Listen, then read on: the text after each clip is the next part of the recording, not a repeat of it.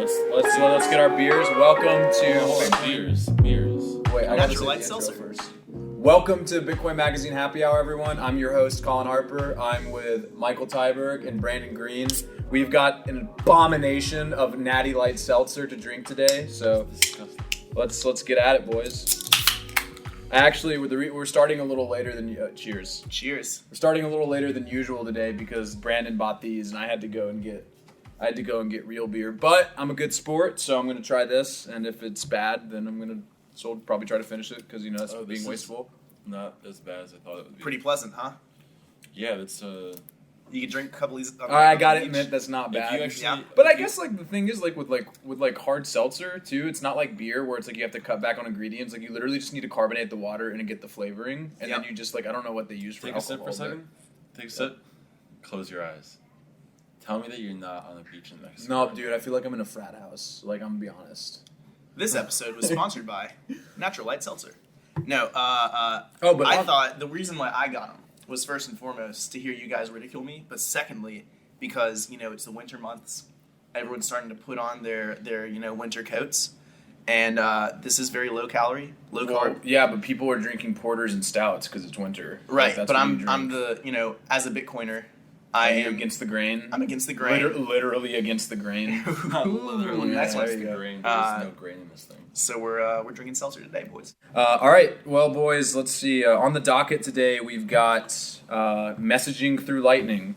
Let's just start with that. Yeah. Well, yeah, but I want to kind of go. I want to go through the table of content so that people know what they can expect and they can skip forward if they don't want to listen to us talk about certain things. Yeah, that's fair. So first thing we're going to talk about is messaging through Lightning. Specifically, use Jaeger's WhatsApp, which is not an application so much as it is kind of like an open source code base that people can use, and also Sphinx Chat, which is about to enter beta. Both really cool projects. Then we're also going to talk about Phineas Fisher throwing bows out there and calling for people to hack into an American oil company and some companies in Israel. He's offering 100K Bitcoin bounty or Monero, but I don't really think people are going to take Monero. Probably take Bitcoin. And also we're going to talk about the recent price action. So, yeah, let's go ahead and dive right into it. Can't tell you when the next two topics will be on the timeline of the episode length, but just skip through a third of the way through if you want to hear the other topics, I guess, since that's why you gave us the topics. Thanks for clarifying. Well, we also do it every week too. Gotta have structure. Each week is different. Okay, that's fair. All right. I don't know. You'd want to skip this though because Lightning messaging sounds freaking cool. Super cool. And it's something that's been this is not anything new. You've same thing with the base layer. You've been able to send messages on Lightning for a while. But as Yus was explaining to me when I wrote the article, he was basically saying a recent update to the Lightning protocol has made it easier to attach what are called type length values to transactions, which is basically just a way to add optional or extraneous data to a data packet.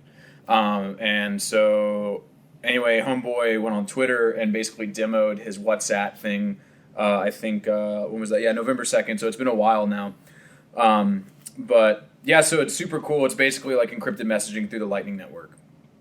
And I guess this is close to the op return, utilizing the op return in a regular Bitcoin transaction for Lightning. So what it is so the way use solution works is let's assume, for instance, that we have a private channel with each other.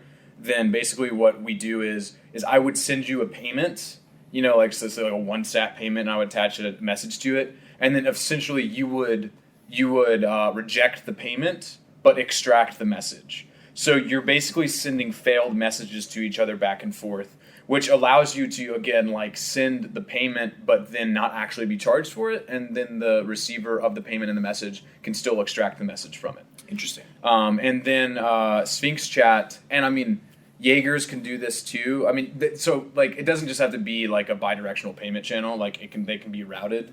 But Sphinx Chat works a little differently in that, and I'll read you the quote from the article. Paul, I'm going to mispronounce his name. I'm so sorry, Paul, if you're listening to this. Paul Aitoa, or Aitoa, I don't know. But he says, that both apps are similar, but Jaeger's is designed to avoid fees since it uses a failed payment to deliver the message. This is currently free on the Lightning Network, so you could use this today if you had a message or a channel open with someone. But Sphinx inserts the message in the TLV and uses keysend to deliver, and standard fees will apply. So for the Sphinx chat thing is like the payment itself is actually getting routed all the way to the recipient, so you're still going to have to make a payment. And so you're basically just attaching the message through the TLV into the payment. And it's interesting because, you know, if you're doing it with a channel open with someone bidirectional, then there's no need to have the payment because you could just keep, you know, sending failed payments back and forth to each other.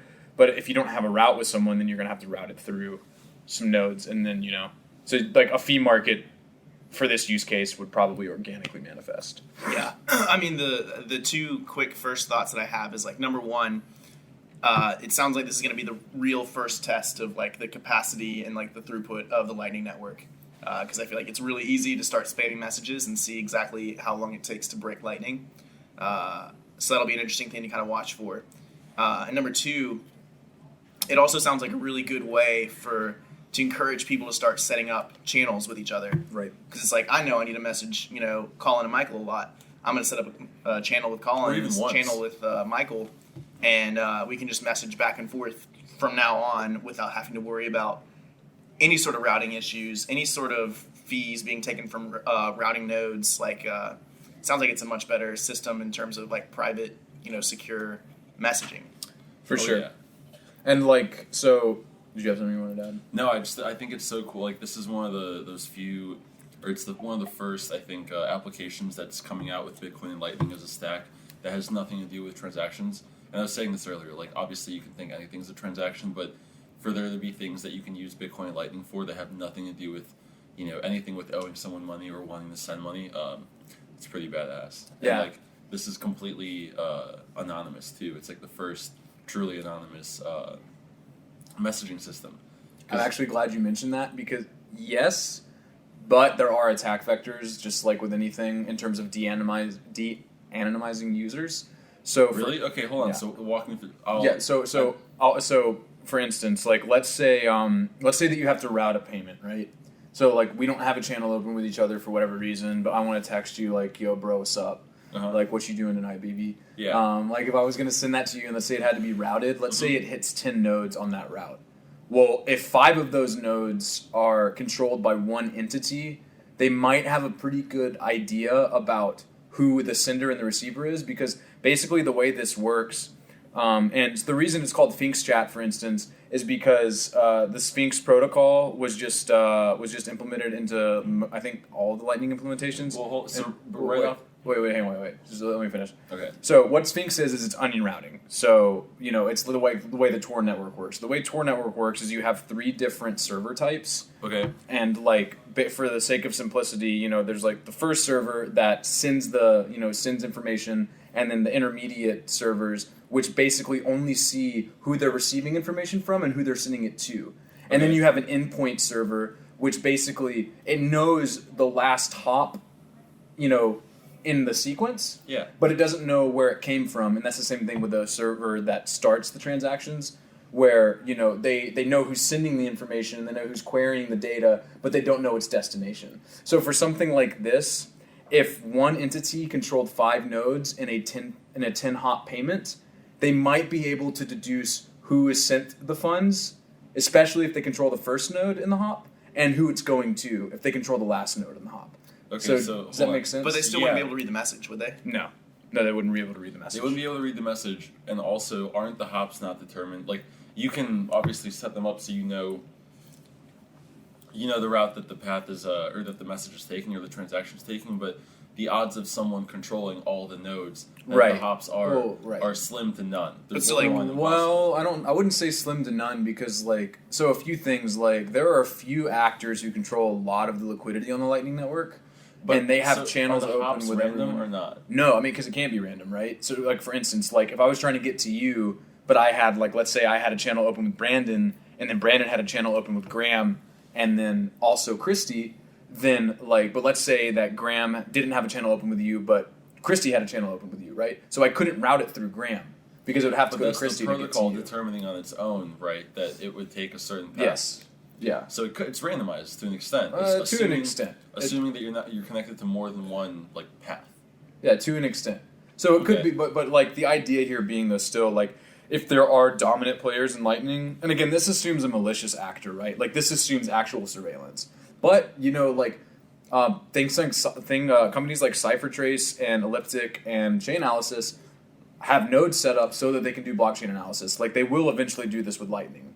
Like they're eventually going to run Lightning nodes so that they can de-anonymize. I've also seen though that they're like not entirely sure yet whether they can, like whether they'll actually be able to succeed in like tracking the Lightning network. So I think it's still a big question mark. And then even still, your attack vector you're talking about, like you know, if we're putting it in real world terms, they'd be able to know that Trump talked to Ukraine, but they still couldn't prove quid pro quo. So it's like, you know, how helpful is it in terms of, you know, really gathering data?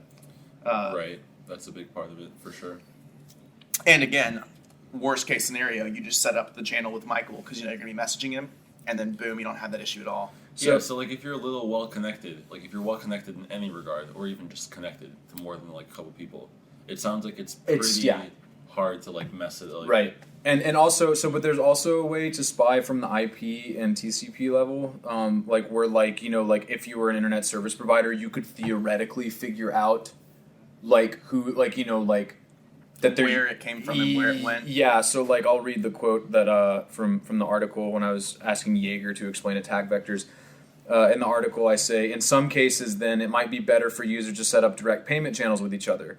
And that's, for example, if someone's trying to spy using nodes, if you have a direct payment channel, then boom. Like, no one's going to be seeing that except for you and the person who's receiving it. But in this case, i.e. a direct payment channel would be more private if the nodes were surveilling. But if the surveilling party were an internet service provider and tracking TCP/IP addresses, then onion routing would be more private. Again, like, but this is to say, like, obviously nothing is bulletproof, but like it is pretty airtight. And I was asking Jaeger, I was like, why would anyone use this when we have Keybase or when we have Signal, right? Like, I use both of those; they're great. And basically, what he said was, you know, he was saying, chatting over Lightning makes it much harder to find out who's communicating with whom, so it is theoretically more private. It is not required to have a direct TCP/IP connection between users, and there is no central server either that could reconstruct the communication pathways. The other good thing about this too, if your encrypted chat is built on Lightning, then you have the robustness of a decentralized network in the sense that, you know, Keybase's servers could go down and you're fucked. Right. I was also going to bring up, I'm pretty sure I saw this on Ed Snowden's Twitter, but it came up recently that Signal actually got bought by an American company. And like didn't disclose that to anyone pretty recently. Really? And so like you also run the risk of ultimately like you're trusting this third party kind of with who knows how much data, because you know it's not open source. You don't really know how everything's working on the back end. Like, you know, who knows if they put some sort of update in there that or some backdoor. Yeah. I mean, so there's a lot of value to this. I have a question. Yeah. Can you use Lightning? Because obviously you can use Bitcoin without having total internet access or even any internet access if you use stuff like radio waves or whatever. Can you use Lightning with the same low level, not like the same internet capacity as Bitcoin? I mean, I don't know what you mean by that, but you definitely have to be connected to the internet to use Lightning. Are you saying with the same Bitcoin? Are you saying with the same bandwidth? Well, bandwidth is like, I feel like that's a little bit subjective here because sometimes it's not the same medium. It's like sometimes it's radio waves, but I'm just wondering if like there's a way to use Lightning without having the I guess just in the most simple, like what's the barest form? What's in the most barest way you can use Lightning? I mean, probably if you had a mesh network set up, but like Brandon said, so like you can use Lightning on the mesh network. Yeah, as long as because the mesh networks will like connect you to the and web. Stuff. Yeah, but like Brandon said though, and this is also like one of the downsides to this. Is like if your node isn't online, then you can't receive anything. Right. Oh, right. Yeah. It needs to be online. Like right. It can't be. Like, it's not. It has right. To be online. Yeah. I remember Blue Matt talking to I think it was Pete McCormick in one of his like earliest episodes, and he was like the downside to Lightning and the one that we still can't get around is literally you have to be connected to the internet for this to work. Yeah. Period. So that answers my question. Yeah. Because then you have to have like a much better internet connection to use Lightning, and it can't be one of those things that you use like in a field, you know, in the hills with some radio antennas and stuff. Yeah, and I think it makes less sense, at least from my limited understanding. Like, it makes less sense to turn your node on, run it, and use it, and then turn it off. Like, it kind of has to be running as much as possible for it to kind of fully be benefited. Yeah, because I think you from feel like every time you do that, you break the connection. Well, yeah, and plus you wouldn't want to like turn your node off anyway, because then like when you turn it back on, you have to sync the rest of the blockchain. Right. And it's just like grossly inefficient. Well, and even if like you're just traveling and like you turn it on for half an hour and then you turn it off for like 6 hours, like that's not like taking up time to download the blockchain. It's more that like I think you just need to establish those connections and stuff again, which is interesting. It's an interesting hurdle. So I think it's cool. I think like Lightning messaging would be sick. The question just is, I think, like with anything, it's like, will people go out of their way to use it? I think Bitcoiners probably were. I don't know. They're in the fridge. Hey, beer man. What's up? What's going on, man? Can I get another beer? They're oh, do you No, want no, like he wants seltzer. some of the Zoomer beer. Fake beer. Fake oh, beer. Yeah, I thought he was neutered. What? All right, we're gonna edit that part out. How could you say such a thing about your fellow? Brandon, you good? About your fellow colleague? I'll take another one. Okay. I'm good, Graham. I'm gonna drink real beer. I thought you were a friend. But yeah, so super cool. Like, it's just a matter of like whether or not Bitcoiners or anyone will decide to use it. I definitely think edge cases are interesting though, and having like messaging on Lightning to me makes a lot of sense, especially as it comes in terms of like not just like invoicing as we talk about it with Lightning itself, but like sending like actual invoices and sending like reminders and things like that, doing push payments, all that kind of stuff. Totally. Or push notification payments. All right, so second topic is Phineas Fisher offers 100K bounty to hack banks and oil companies. That is a headline from Vice, who broke this story. And we'll just go ahead and read some of the first paragraphs so people can get up to speed. An infamous vigilante hacker known for their hits on surveillance companies is launching a new kind of bug bounty to award hacktivists who do public interest hacks and leaks. Phineas Fisher published a new manifesto on Friday offering to pay hackers up to $100,000 in what they call a hacktivist bug bounty program. The hacker said he will pay in cryptocurrency such as Bitcoin or Monero.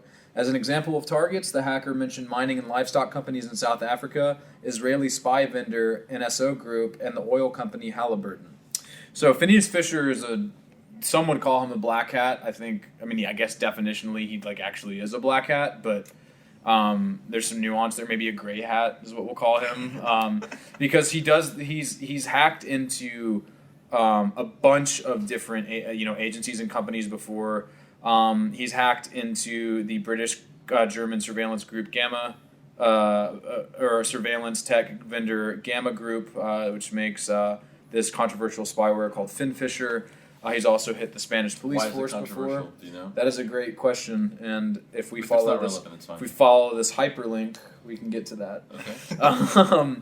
But he's also got involved with Hacking Team, which, if you guys know anything about Hacking Team, they're formerly known as Hacking Team, now known as Neutrino. That's the company that Coinbase bought out, and everyone got like really upset about it because their surveillance technology had been used to basically get like certain journalists in parts of the world killed. Right. And it led to human rights abuses with governments like Saudi Arabia, etc. But so Phineas Fisher has been active for a while, and the dude or chick, they have been orchestrating these, like, I'll call them gray hat hackings, where they hack into companies with, maybe dark pasts or who muddy the truth, and they release documents in the public's interest. Like, for instance, a lot of the stuff that came out about Hacking Team was because Phineas Fisher hacked into their devices and leaked it all.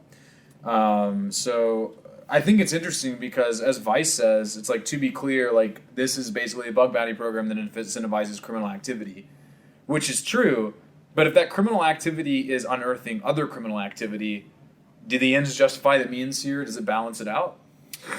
Yeah, I mean, I think there's a lot to unpack, right? And I don't know if I have my own opinion formed about it yet. Because on the one hand, in Bitcoin, we kind of go by the rule of thumb that code is law, right? So if these guys are hackable, then it's not bad to hack them because they were hackable, right? It's like they're exploiting something that was there and that was able for them to exploit, and therefore they shouldn't be, looked badly upon, voice crack, to do that.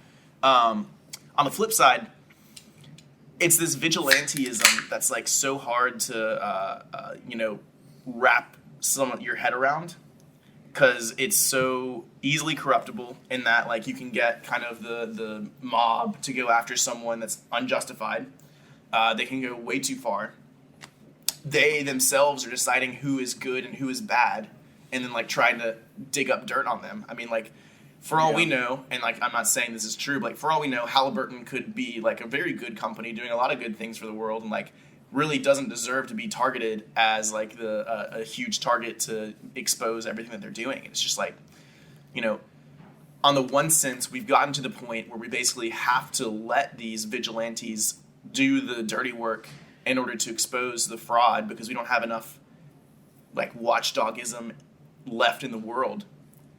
On the other hand, like, why are we relying on these guys? It's like Batman, right? It's like Batman. Because we have to. It wasn't Halliburton the name of the bad corporation in Grand Theft Auto 5.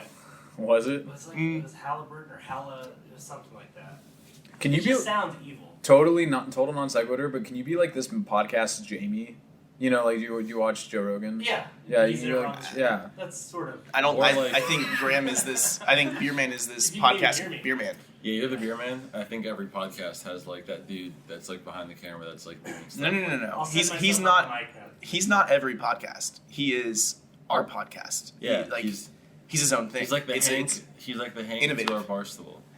Yeah, but so like, it's so weird to wrestle with like what we're doing here, But because don't you think there's like some moral obligation that these, or a moral like fault that these that this like hacktivist group is breaking by doing this? can be, but It's it just- also could not be. Like morality falls with the many. It's the masses who define an eye- morality. I would say morality is more in like the eye of the person who's like committing it more. I mean, obviously everyone has their opinion, but like that's like the true justification. It's like, what do they believe they're doing? Do they think that it's like right that they're doing this, and that if they like uncover the right things, then like they did the right thing from the very beginning? Or is it like, I mean, it's all in like their own heads how they're justifying it. Well- I just don't. I think there's a moral fault here that like they're breaching like when they do this. But like, do you think Snowden had a moral fault? No, because correct me if I'm wrong, Colin. This group they're promoting the like coordinated attack on this company. Like they're trying to hack this company and saying, hey, Well, they're To basically expose they're- potential human rights issues and wrongdoings and So, corruption. that to me sounds like the same kind of argument of what we, and this might be like political or not, but like what we did with when we invaded Iraq. It was like, or even with like the Snowden issue, like when we when we like when we did surveillance on like our own people. It's like, what are we doing? Why are we doing it? It's like, do we do it because we have a hunch first, and if we have a hunch, then for it's sure. okay? Or do we do it- Halliburton has been implicated in some sketchy stuff in the past, for sure. So that's why Phineas Fisher is not singling them out because Well, so it's just I- one example. yeah. But he's also I just singling don't out think the it's okay. Israeli, intelligence community, which Yeah. is like, by extension, our intelligence community. Well, Our actually, guy's I just think- indicted for corruption. So The Israeli intelligence Yeah. community. no, the prime minister. Bibi, yeah, Bibi, not So, Netanyahu, but the- he's standing trial. The Israeli not group really tied is, to I it. think, like the NSO surveillance group is so it's a technology firm. I imagine they probably sell technology to the government. But so like it definitely does raise kind of an ethical and a moral issue. I'm of the mindset that without hackers like this, actually, like we do not actually have a legitimate lens into the inner workings of some of these organizations. And without hackers like this, I'm speaking from a journalist perspective here, like journalists don't have sources that will actually let them look into some of these companies sometimes. Like unless like a whistleblower from the company is coming to them directly, or unless a hacker is like, hey, look, I just hacked all of these documents, I've authenticated them. If you also want to authenticate them, go ahead, but here you go. Without these efforts, we actually don't always know what's going on. And I think, for instance, I think that it's pretty cool. Do we have a right to always know what's going on? I think so. I mean, if a company is, I believe with governments we have a right to always know what's going on. But do I have a right to know what Halliburton is doing with every single part of their operation? No, if you you're don't. if you're a consumer, well, let's say Halliburton's gas makes it into Shell, BP, etc. If they're selling the gas of this company, And you as a consumer really don't have any other choice but to buy this gas. You're not, maybe you're not rich enough for a Tesla. Even if you had a Tesla, like in Tennessee, they're burning the gas anyway. I'm in Bitcoin. Of course I'm rich enough to get a Tesla. Come on. But like, so like I see your point, and I hear Just your kidding, point Windmoon. about like we can't. That's the next topic. But like we can't like, we can opt out of companies more than we can opt out of the state. But at the same time, though, you're still consuming these things from this company. And this company is paying marketers and PR firms millions of dollars a year to make you think that they're the good guys. They're disingenuous. It doesn't matter. Why doesn't it matter? I don't think it matters on how much marketing they do or anything. It doesn't inherently give you a right to break into their databases and information systems to see what they're actually doing. It doesn't give you the inherent right to know the truth just because you have... Hypothetical. If a company says we don't do X, we don't, whatever you name it, like especially oil companies. Oil companies have a... If they say they don't do X, then what? If a company says we don't do this, and they're actually doing that, and then a hacker gets documents to prove that they're doing that, do you deserve to know? Because the company has lied about it. They're not accountable. Minus that second part of a hacker uncovering it, I think that every company in the world has, for public and PR reasons, and then that's the justification they use afterwards, has said, we don't do this or something, because that's the short version of saying that they do or do not do a version of something that you're making a point at. But what if it was, for instance, something like Shell, for instance, I think this was in the 90s, they funded militant groups in Africa. So that's an extremist example to that basically, you're right. It makes sense there. Right, Sure. but that's what I'm saying. So, like, if that happens and, like, a company is like, nah, we don't do these things. But this is what I mean. I know you have something you want to say, but this is the exact same argument that the United States government used to basically say, hey, look, terrorists have used cell phones before. They've used them before. It's happened. We know that. So we're going to inspect everyone's phones. We're going to surveil everything. Basically, abuse of power. Difference being, that's the United States government, and this is one hacker. So the way that I'm thinking about it, and like this is my mental model I built, is like Batman. These guys are Batman, right? And like, is Batman a good guy? Yeah. But what made Batman a good guy? Like, he chose to be a good guy, right? And we can all celebrate Batman as long as he's being a good guy, but there's nothing stopping him from being a bad guy. And the more we kind of let Batman run, the easier it is for Batman to make a misstep and become the bad guy. And that's what we're dealing with right here. Like, maybe they're doing, like, maybe every single thing that they've done, every activist hack that they've done so far has been an objective good for the world. Okay, so... But we're still letting them do this, and they could make a really bad move for the entire world, and there's nothing to hold them accountable. And there's like we can't rely on these one-off vigilantes to be in charge of basically the moral culpability of corporations. There's got to be a better way. Who's going to do it, though? I don't know. I mean, that's a problem, right? What you're distinguishing here is that from the very beginning, like the motive behind even doing anything is good. So like that's what you're distinguishing here, and it's not even what they decide why they're doing it, like the actual person. It is what they would decide. I mean, what they decide is good. Right. I'm saying it's not even. It is obviously they decide it too, but it's what the public and like the right. So I kind of want to get to that too. So for context, Halliburton is Dick Cheney's oil company. Like he used to be the CEO of it, and basically Halliburton. I didn't know that until just now. Halliburton profited on contracts made basically from us going to war. Saudis. Yeah, for us going to war in the Middle East. So, yeah, right? So now you're thinking a little bit differently about this. Live See, reaction. I'm not thinking differently, though, because ultimately I'm not saying that this exact hack isn't going to end up being maybe a good thing. I'm saying this entire You're worried about the process. You're worried about the implications going forward. It just makes me uneasy, and I know that you could take this clip out and you could copy it and paste it into like The Watchmen or into The Dark Knight or into like all these different things that literally wrestle with this exact topic. And I'm no more insightful than they are, writing the show where they spent years thinking about this one topic. All I'm saying is that I don't think there's an easy answer on either side as to how you should view this. Right. Well, I guess it's kind of, for me, it's the same problem as like, people always talk about how Bitcoin's development is centralized, right? It's like, well, there are really only a handful of developers, like let's say 100 or so, and even like less than that, maybe 25 or so, who can understand Bitcoin enough on the minute level to be able to make the changes in the protocol that are absolutely necessary for it to succeed. Mm-hmm. So for something like this, for instance, the government, because we live in an oligopoly in the United States, the government is not going to hold corporations accountable. Corporations, sure as shit, aren't going to hold corporations accountable. So what are we left with? We're left with people who actually have the ability to basically, do the 21st century equivalent of pick locking the company safe and seeing what the secrets are. So for me, it's almost like I see where you're coming from, and I do think that's an important point. It's like, why do you think you're entitled to know what their secrets are? Because they are telling me, because they're lying to me. That's why. Dude, because hold on. Wait, let me finish this. Because the corporations, through a multitude of tactics and through like multiple avenues, are selling one story, and we will never know the full story. What's stopping you from just the free market ability for you to just not participate in what they're selling? Am I just going to stop driving? What are I'm just going to stop using my car? You're using a specific example, so like. Well, yeah, but because Halliburton was one of the ones that Phineas Fisher pointed out, so like I'm using that as a touchstone. Do I just stop using my car? I mean, if I wanted to be a purist, I could do that. Though. Well, it's about consuming gasoline.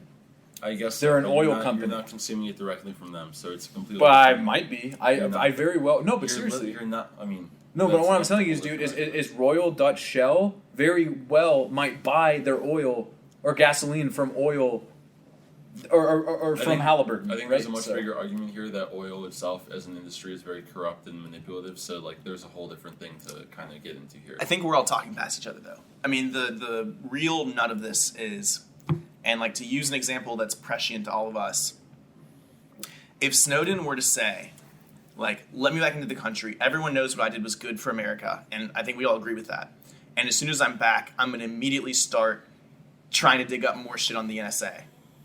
Right? Like, how does that make you feel versus, let me back into America, I did this one crime, like, it was a crime, technically, but I'm, it's the good of the people, and I'm done, like, I've done the act, let me back, right? I'd say he'd be stupid to keep digging. It's much easier to let someone back because they took a swing at a vigilante kind of thing, and they hit a home run.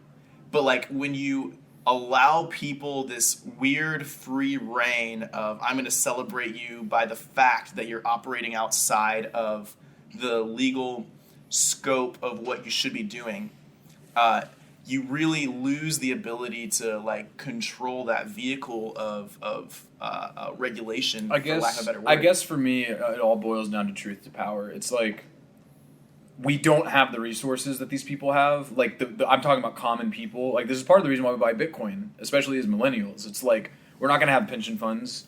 Like, like the real estate market is out of our grasp in a lot of regards. There are so many things that our parents had access to that we don't. And for something like this, for corporations that basically hold Washington by the balls, I don't feel sorry for them. If you're doing shady shit, someone hacks into your servers, there was a vulnerability, and they take stuff from you, that's the way the game's played, bud. Like, we don't have many tools against these people, True. But technology is one that we do have. And I guess that's where I come from. I mean, it's a great point. Yeah, I mean, the last thing I would say is, like, the bigger issue is how do we rewrite Washington in order to, not give corporations this ability to just bully the pot. And I think that we secede, man. Dude, if we secede, Russia wins. But obviously it's like a way more political, like, get money out of politics, all this kind of stuff that we don't need to bleed into. But like, this is one that I'm gonna wrestle with for a while. Yep. All right, so with that one in the bag, let's go ahead and move on to price. So right now we at 7,600. I think Flat. 7,610. So basically, I think this morning it touched at lows of 7,400 or something. I saw a tweet about. Yeah, sure, something around then. But so I mean, I don't think this is really that much of a surprise. I think anyone, unless like there was a random BART up, I think anyone looking at the chart for the past, really for the past month since we made that leap up to 10K, it's just been going down, step down. But reactions, thoughts. So from the angle of like someone who has like a bunch of people who, I guess there's a lot of people that like text me like regard to my opinion about what's going on. And these are people who like are friends from home or like friends or parents of friends. So just complete people who are just interested in Bitcoin because they're interested in Bitcoin, and like they don't really they're just getting into it from different angles. But it's kind of interesting to explain or like try and find reasoning, because obviously there is no real reasoning behind like any price moves. But it's interesting to find reasoning for things like this, because at the end of the day, I think the ultimate answer that I end up giving to basically everybody that asks is there is really no answer. Bitcoin just went down because a lot of people sold it and a lot of people didn't buy it at the same time. But then like you get really if you want to get really nuanced in it, and you go on Twitter and you listen to some people who actually like know what's going on, there's always like different reasons that you can pull from different like parts of the industry. Like this time someone said that someone sold almost 20,000 Bitcoin on Binance in different sells. And then someone else is saying that, that was part of minor capitulation, but it really hasn't been, because it's not nearly the amount that we saw miners selling at when we broke that floor at 5,800 last June.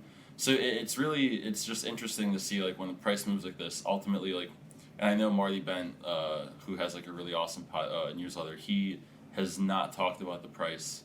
He even said this like a couple days ago, but he hasn't talked about the price in, I don't think, ever in his newsletter.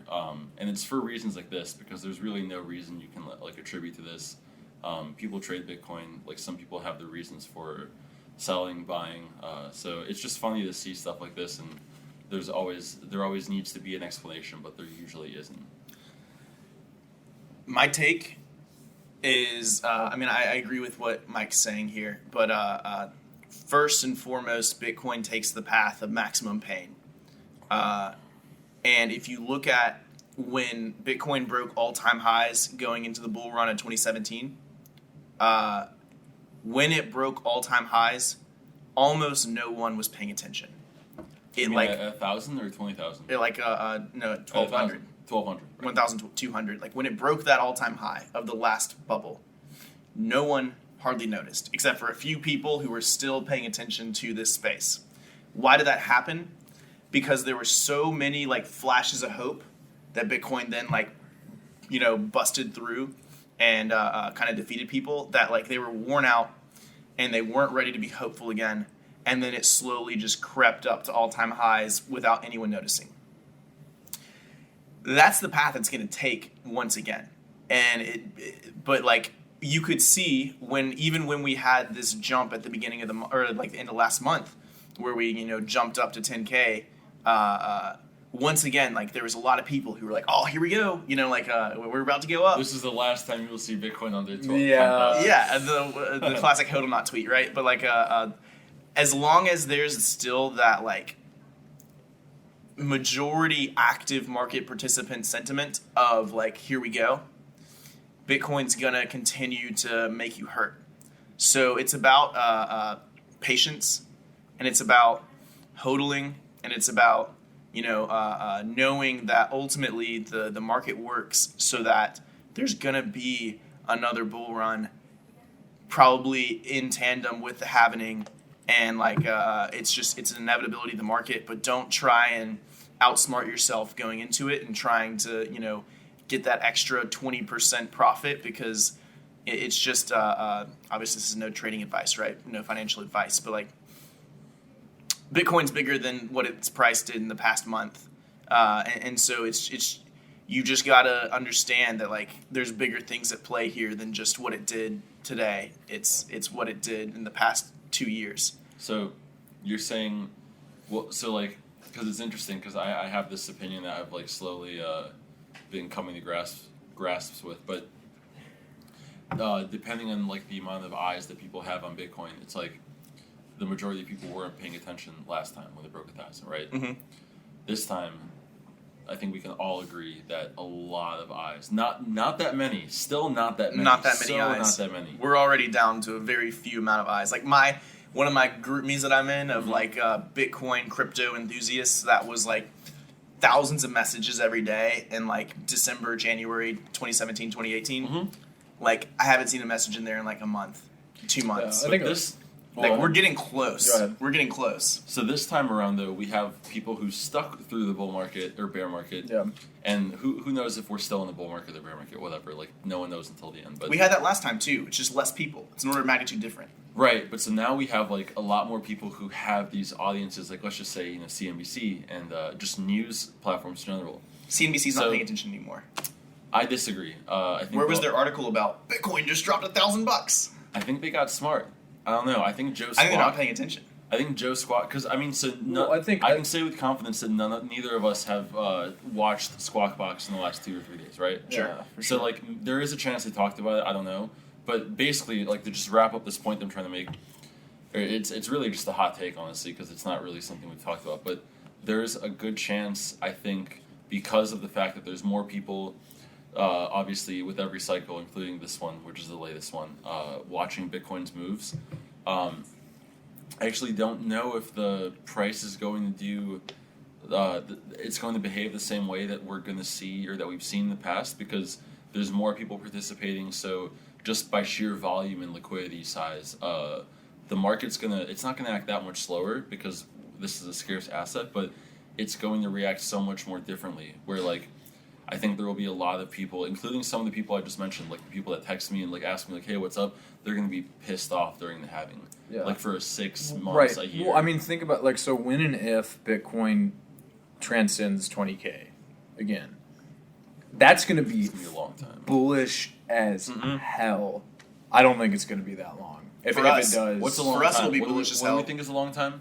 I mean, probably like a year, maybe 2. Like, I don't care though. Like, honestly, like, stay under 10K for as long as you can. Bitcoin, Here's the thing. because- Yeah. For us, it'll be bullish as hell. For the rest of the world, they won't even notice. No, they will though, because the reason they will is because if Bitcoin transcends 20K again, because when it hit 20K, I mean, that was peak fever mania. Like, if you go to a major city in the United States, like a tech city, or at least like a technically inclined, like New York or San Francisco, even when I was in Europe, like in places like Amsterdam and Arnhem, like people know, like commoners know about Bitcoin. Like they've heard about it. If it hits 20K again, they always ask what's the price at, right?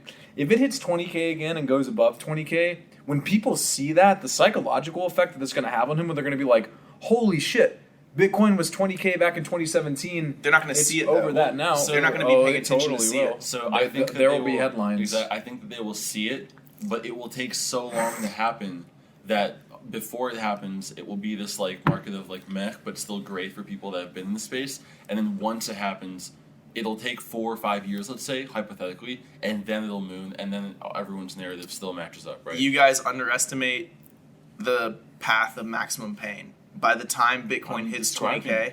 20K, no one is going to notice who isn't in this space, who isn't actively paying attention to it.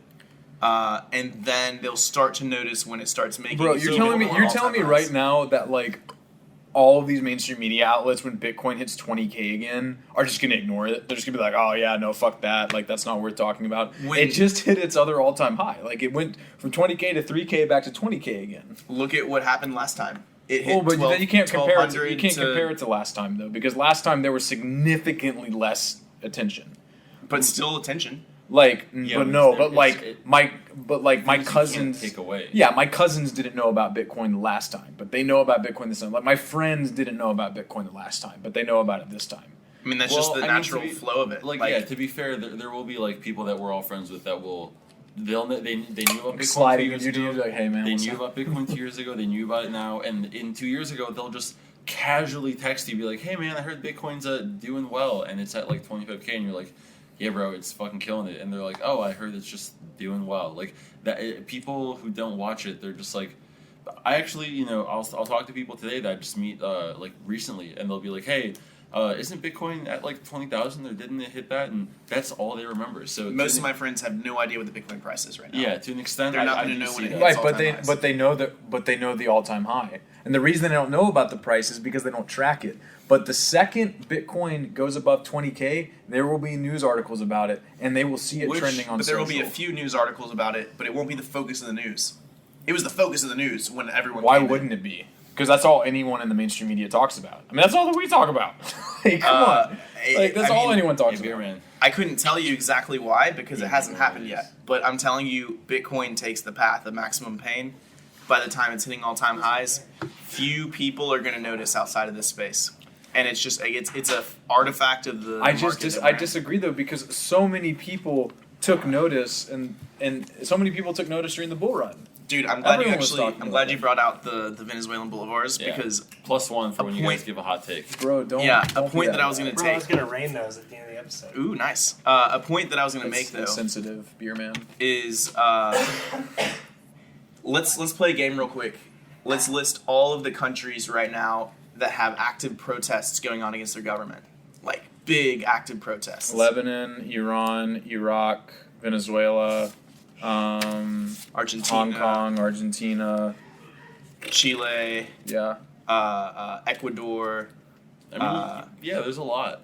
uh, And those are the ones France, that we know about, right? France, Oh, the Yellow Jackets. It's kind of died down. I mean, but still, like in the past No, 3 that months. has not died down at all. I mean, The Dude, Yellow yeah. Jacket protests. Totally have. what I are like? disagree. What are I all think the? They're all protesting the same kind of thing, even though it doesn't seem like they are. Maybe Hong Kong's the difference. There. or Iran is protesting a very similar issue to Hong Kong. Well, really, Iran, like Hong Kong was protesting China's involvement with their economy and government. Like, Yeah. but most of these It's other all about corruption and wealth inequality. I think it's all about inflation. which is wealth inequality. Well, yeah, but like, I think it's neat. I think it's more just governments having too much control. Like that's as far as like the argument takes it. Like Not the public really, though. argument. I mean, think- like Chile was protesting the 3% increase or 3-cent increase in subway fares, Sure. and it went to like a full on like I can't. If there's not a better like token, like look at what the world is actually feeling right now, than Chile. So what's your point? Even the smallest 3-cent increase in subway charges caused a full-on countrywide riot. Right? Like I think it was a people are breaking point. primed. Like people see an inequality. Dude, that's pretty sick. People like can sense the inequality, even though they can't put their finger on it. That somehow the rich are getting richer and they're not getting richer. And the reason why, and like Ray Dalio had his good piece coming out recently about this too. But like we're seeing inflation, we're seeing it in America. We're just not seeing it through the right lens. Inflation is happening through the price of assets. It's not through the price of consumer goods. It's the fact that houses cost more to buy. It's the fact that stocks cost more to buy.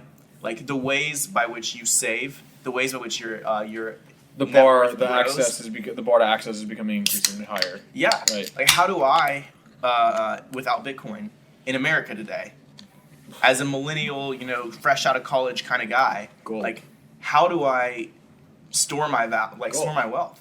That's literally the only thing is gold or Bitcoin. Yeah, but like honestly, I can't afford a house. I don't know how to fucking buy gold tomorrow.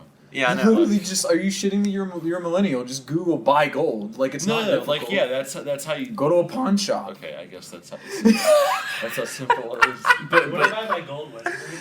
hey, Go home. Uh, Shh, don't tell your wife. but yeah, it's like everyone's saying like inflation isn't happening, right? Everyone's saying inflation isn't happening. Everything's fine. Like, look at us. Somehow we have this money market theory where we can keep printing money, and like we're not going to have inflation in the market. Everyone's going to be fine. It's no, it's not, because inflation's happening in the ways by which people like retire and are able to like not worry about their next paycheck and live month to month. And it's like that's the thing that people aren't realizing, is that that's where these protests are coming from. It's not the fact that like the subway It's the breaking costs point. 3 cents more. It's the breaking point. It's that the subway costs 3 cents more, and we still don't have a freaking way to like save money in order Yeah. to like absorb that cost. It's the breaking point. Alright, Sure. so what's your point as It's it relates? inequality. Yeah, It's mostly inequality. Well, But it's not even inequality. yeah. It's like it's inflation. like, it's which Plan is, B. which leads to inequality. It's so Plan we're all B. saying the same right, thing. right. But it's like these people that have right now they have no other option. So it's like they've been dealing with this for so long, and this is finally the breaking point where they're like, okay, like stop. Like there's no more that we can like take with this because we don't have a plan B. For sure, but what was your point with that with Bitcoin? Well, Or with like the price stuff. that don't be too worried about like Bitcoin's next bull run, because these are the market forces that are going to move the next one. Right, which is It's- another reason why I think people are going to pay attention. So I'm kind of confused why you were saying they wouldn't pay attention, because it kind of sounds like you're saying that they should pay attention. They should, but they won't. It's just they won't. Well, I mean, that's why we gotta evangelize, y'all. Well, I mean, yeah. I mean, that's our job, So, right? We're Bitcoin Magazine. the We fun- gotta teach everyone about what this thing is. The funny thing about all of this is that Bitcoin's value has never, ever, ever fundamentally been driven by how much the media pays attention to it. It's just it's pieces of the world realizing that there's... I disagree in the sense that if you saw, like, what you did see, when Bitcoin was just ripping in November and December. Right. But when Bitcoin was ripping in December, That's why I said November, primarily. Yeah, right. But yeah, so good point. So that's what I mean. Like November, like basically like half of 2017 was what you're talking about, which is like the media helping something where they're just pumping the price of a scarce asset, and like it just got so many people in. But in general, from 0 to 10,000 or 0 to 1,000. 0 to whatever market cap you want to put in Bitcoin to make it more like a smooth number, that value appreciation has never been due to marketing, media. Because, I mean, how is it created? Mailing list. How is it invested in? Mining. And just all these different things that people like assigned value to it and invested in it based on what it did, not what like the media said. The media causes the bubbles. The bubbles, yeah, absolutely, yeah. It causes the bubbles and the crashes, the whole cycle. The media helps those. It's the human herd mentality that. But it also hurts everyone else because now they're buying into a bubble. I mean, like the media is human, so the media just feeds into a human thing that we all have, which is like. Yeah. I mean, let's all be honest. When Bitcoin was at 10,000 in June in the conference, I think we all thought that like that was like the next wave. Like let's go. I mean, like, I don't think anyone was screaming in the office, like, let's sell everything right now because we're for sure good. Like, you can't tell that much. Like, you can tell It's hard. It's hard unless you zoom out. And it's hard to zoom out. And especially when things are going well. It's hard to think for yourself, too, especially in an industry like this. Like, you have all these people. And that's one of those things that, like, I like and don't like about Twitter right now. Because, like, the best people who come up with their own opinions and their own moves and, like, obviously not obviously, but sometimes look better in retrospect. They don't like bounce their opinions off people on Twitter and like gauge their opinions off that. It's like it's hard when you're in an echo chamber, I guess, especially if you're trading. For sure, bro. We Well, are definitely an echo chamber. All right, and on that note, I think that's a good stop. Wow, that was so cool. Was it cool? A bad radio. I just threw a bunch of fiat in there. All right, well, anyway, I think that rounds out this week's episode. Thanks for tuning in, y'all. Tune in next week, and deuces.